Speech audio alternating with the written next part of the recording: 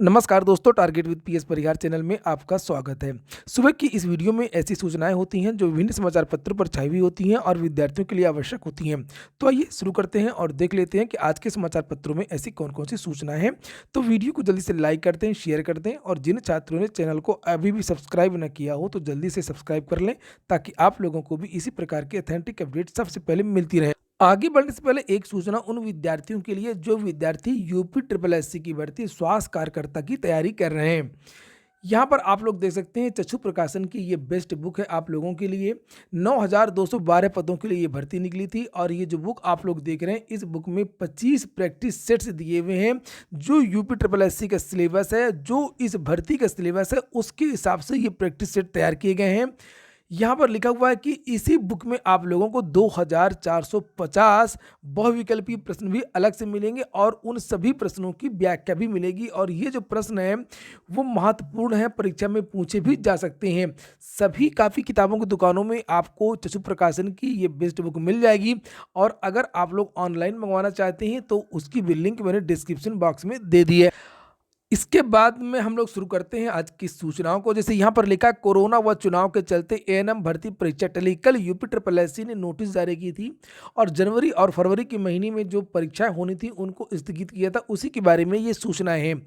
यहाँ पर लिखा है कि उत्तर प्रदेश अधीनस्थ सेवा चयन आयोग ने स्वास्थ्य कार्यकर्ता महिला के 9212 पदों पर भर्ती के लिए 6 जनवरी को होने वाली परीक्षा स्थगित कर दी है और इसी तरीके से सम्मिलित अवर अभियंता यानी कि जेई 2018 के 1477 पदों पर भर्ती के लिए 30 जनवरी को प्रस्तावित परीक्षा टाल दी है। अब ये परीक्षाएं 3 अप्रैल को होंगी, तो 3 अप्रैल को केवल जेई की परीक्षा होगी। अभी स्वास्थ्य कार्यकर्ता की परीक्षा के बारे में कोई जानकारी नहीं दी गई है। इसके बाद में अब जो बहुत सारी सूचनाएं हैं आज के समाचार पत्रों में, वो यूपी टीटी को लेकर के हैं।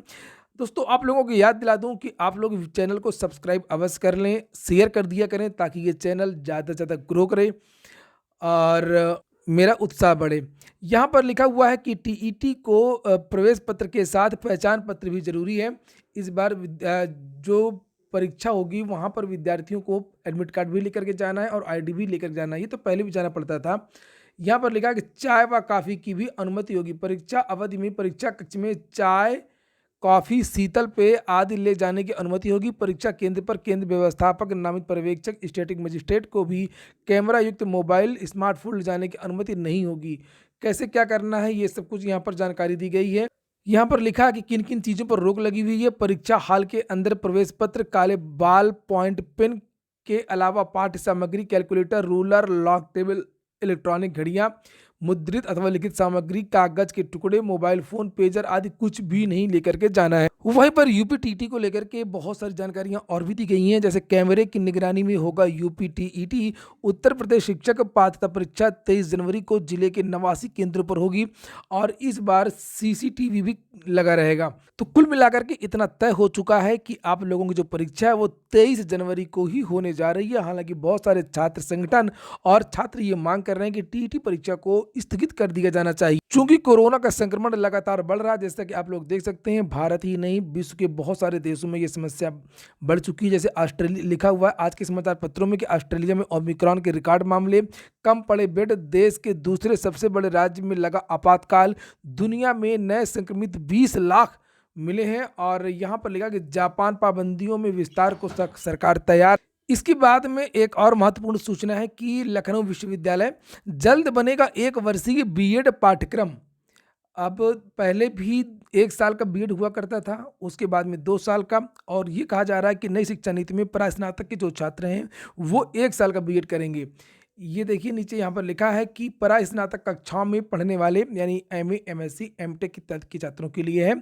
अच्छी खबर है कि सब कुछ ठीक ठाक रहा तो national teacher of council education यानी कि एनसीटीई नए सत्र से 1 वर्षीय बीएड पाठ्यक्रम शुरू कर सकती है। खास बात यह है कि एनसीटीई ने नई शिक्षा नीति के अनुसार इसका पाठ्यक्रम बनाने की जिम्मेदारी लखनऊ विश्वविद्यालय के डीन एजुकेशन प्रोफेसर तृप्ता त्रिवेदी की अध्यक्षता में गठित कमेटी को दी है। कमेटी ने पाठ्यक्रम का स्ट्रक्चर तैयार कर लिया है। फरवरी के अंत तक पाठ्यक्रम बना करके मंजूरी के लिए भेज दिया जाएगा। लिखा है फिर से तैयार हो रहा पाठ्यक्रम 2014 के पहले भी बीएड 1 साल का हुआ करता था, उसके बाद से 2 साल का बीएड होने लगा और अब नई शिक्षा नीति 2020 के अनुसार फिर से 1 वर्षीय पाठ्यक्रम शुरू होगा। एनसीटीई की ओर से 1 वर्षीय बीएड पाठ्यक्रम बनाने के लिए 6 सदस्यीय कमेटी बनाई गई है। बीएड के कई स्ट्रक्चर होंगे नई शिक्षा नीति में, 1 साल का भी होगा, 2 साल का भी होगा और 4 साल का भी होगा। और यहाँ पर जिस 1 साल की बात की जा रही है वो परा स्नातक के छात्रों के लिए है। इसके बाद में अगली जो सूचनाएं हैं वो उत्तर प्रदेश लोक सेवा आयोग की बहुत सारी सूचनाएं हैं। आज लिखा है सीधी भर्ती का साक्षात्कार कार्यक्रम जारी कर दिया गया है। लिखा हुआ है कि उत्तर प्रदेश लोक सेवा आयोग ने उत्तर प्रदेश राज्य यूनानी चिकित्सा सेवा के तहत यूनानी चिकित्सा अधिकारी और उद्यान एवं खाद्य प्रसंस्करण विभाग के तहत रोग विज्ञानी एवं फल प्रजनक के पदों पर सीधी भर्ती के लिए इंटरव्यू का कार्यक्रम जारी कर दिया है। राजकीय यूनानी चिकित्सालयों में यूनानी चिकित्सा अधिकारी के 25 पदों पर भर्ती के लिए इंटरव्यू 24 और 25 जनवरी को सुबह 10 से लेकर के 2 बजे तक होंगे और यूनानी चिकित्सा अधिकारी के 25 पदों में से 17 पद अनारक्षित और 8 पद अन्य पिछड़ा वर्ग के लिए आरक्षित है। वहीं पर लिखा हुआ कि एसीएफ आरएफओ परीक्षा का कटऑफ आज जारी हो जाएगा। सहायक वन संरक्षक क्षेत्रीय वन अधिकारी भर्ती परीक्षा 2017 से संबंधित सभी अभ्यर्थियों के प्राप्तांक व कटऑफ अंक बुधवार को जारी किए जाएंगे। यूपीपीएससी के सचिव जगदीश के अनुसार प्राप्तांक एवं कटऑफ 19 से 25 जनवरी तक आयोग की वेबसाइट पर उपलब्ध रहेंगे, जिससे अभ्यर्थी अपने अनुक्रमांक एवं जन्म तिथि के आधार पर देख सकेंगे। प्राप्तांक एवं श्रेणीवार कटऑफ अंक से संबंधित कोई भी प्रार्थना पत्र सूचना का अधिकार अधिनियम 2005 के तहत स्वीकार नहीं किया जाएगा और न ही उस पर विचार किया जाएगा। वहीं पर लिखा हुआ है कि स्टाफ नर्स भर्ती का शुद्धि पत्र जारी कर दिया गया है। यूपीपीएससी ने स्टाफ नर्स सिस्टर ग्रेड 2 पुरुष और महिला परीक्षा 2021 के अभिलेख सत्यापन को लेकर के पूर्व में जारी विज्ञप्ति को लेकर शुद्धि पत्र जारी किया है और लिखा हुआ है कि एक जगह सत्यापन की तिथि 27 जनवरी अंकित कर दी गई थी, जिसे संशोधित करते हुए 27 जनवरी 2022 कर दिया गया, 28 लिख गया था। संग्रहालय पद पर तृप्ति का चयन भी हो गया है। तो इतनी सारी जो सूचनाएं थी वो आज उत्तर प्रदेश लोक सेवा आयोग की थी। वहीं पर चयन बोर्ड की भी कुछ सूचनाएं, जैसे लिखा 31 तक प्रधानाचार्य भर्ती 2013 अब मुमकिन नहीं है। 1.5 साल से नियुक्ति के लिए भटक रहे हैं। कार्यवाहक प्रधानाचार्य नहीं चाहते पूरी हो भर्ती। प्रदेश के सहायता प्राप्त माध्यमिक विद्यालयों में प्रधानाचार्य भर्ती 2013 की प्रक्रिया काफी जद्दोजहद और मुकदमेबाजी के बाद में किसी तरह शुरू तो हुई, लेकिन हाईकोर्ट के आदेश का पालन होना भी नामुमकिन होता दिख रहा है। कोर्ट ने 24 नवंबर और 3 दिसंबर को उत्तर प्रदेश माध्यमिक शिक्षा सेवा चयन बोर्ड 31 जनवरी तक भर्ती पूरी करने का आदेश दिए थे। इसके बाद चयन बोर्ड 599 पदों के लिए 25 फरवरी 2014 तक लिए गए ऑफलाइन आवेदन को ऑनलाइन करते हुए अभ्यर्थियों को 8 जनवरी तक सत्यापित करने के निर्देश दिए हैं। कुल मिलाकर के प्रक्रिया लंबी हो गई है और यहाँ पर लग रहा है कि अब ये भर्ती जल्दी पूरी नहीं हो पाएगी। लिखा है असल में जो कार्यवाहक प्रधानाचार्य है वो खुद ही नहीं चाहते हैं कि ये भर्ती पूरी हो और वो पद पर बने रहे। इसके बाद में अगली जो सूचना है वो है एसएससी की। एसएससी एक महत्वपूर्ण बदलाव करने जा रहा है। लिखा है आवेदन के बाद संशोधन का मौका देगी अब एसएससी। अभ्यर्थियों के अनुरोध पर आयोग ने अपनी नीति में बदलाव किया है। ये व्यवस्था सीजीएल 2021 के आवेदन से ही लागू कर दी जाएगी। कर्मचारी चयन आयोग ने भी अंतिम रूप से आवेदन जमा करने के बाद अभ्यर्थियों को संशोधन का मौका देने का निर्णय लिया है।